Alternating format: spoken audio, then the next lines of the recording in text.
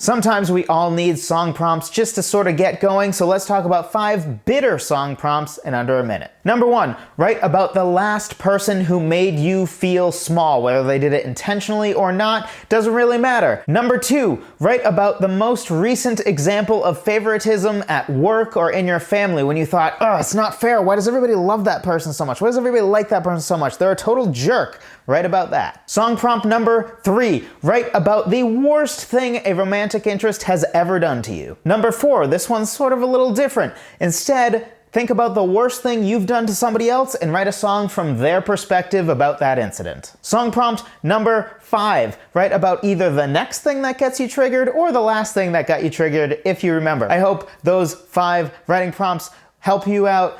Be sure to drop a like if you enjoyed this video, and I will talk to you next time.